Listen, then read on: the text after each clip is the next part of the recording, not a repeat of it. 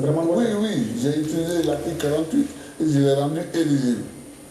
Qu'est-ce qu'on veut que... Et des rebelles aussi dans le gouvernement. Et, bon, bien entendu, les rebelles, je les ai mis dans le gouvernement. Avec une loi d'amnistie générale. Je les ai amnistiés et j'ai pris un arrêté pour remettre dans l'Assemblée et remettre dans l'armée tous les déserteurs. Mais je dois dire que sur l'armée, il ne faut pas que les gens croient qu'il y a une saignée. Nous avons une armée de 18 000 hommes. Il y a seulement 437 qui sont partis dans la rébellion. Donc pour nous, c'est une goutte d'eau, seulement une toute petite goutte d'eau. Donc nous avons pris un arrêté pour leur permettre de retourner. Mais ils avaient tellement peur qu'il y a 10 semaines qui sont revenus, les deux ne sont pas revenus. Bon, tant pis pour ceux qui ne sont pas revenus, mais on les attend toujours, qu'ils viennent. Le général Mabou a lancé un appel à tous ses camarades d'armes qui se sont exilés de revenir à la maison, enfin, ensemble, de pouvoir... Nous sommes tous dans cette disposition d'esprit. Est-ce qu'ils seront en sécurité, ceux qui vont venir?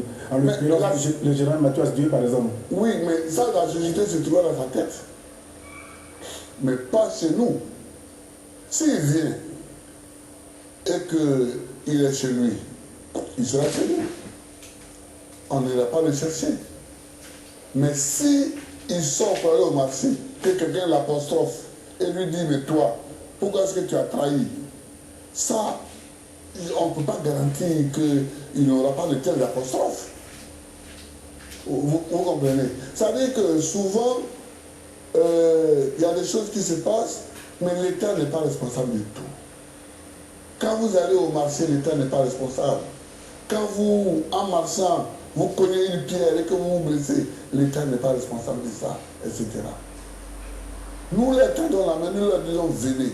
Mais s'ils viennent, naturellement ils sont en sécurité. Ils vont bénéficier de la sécurité de tout le monde. Mais si leur voisin lui dit mais toi pourquoi tu es traître? Ça, l'État n'est pas responsable de ça.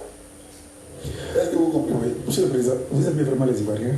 Je vais vous dire, on est plusieurs catégories d'hommes politiques en Côte d'Ivoire, mais comme partout ailleurs. Il y en a qui n'aiment le pays que quand ils sont au pouvoir. Vous comprenez? Il y en a qui n'aiment la Côte d'Ivoire que quand eux ils sont au pouvoir. Moi j'étais dans l'opposition et je suis au pouvoir. Dans les deux cas, j'ai démontré qu'il ne faut pas faire la guerre à son pays. Quand j'étais dans l'opposition, je n'ai pas fait la guerre. Quand je suis au pouvoir, je n'ai pas fait la guerre à mon pays. Mais il y en a, dès qu'ils ont perdu le pouvoir, ils ont pris les gars pour faire la guerre. C'est eux là qui n'ont pas la Côte d'Ivoire. Notre entretien est ainsi terminé. Merci et à très bientôt.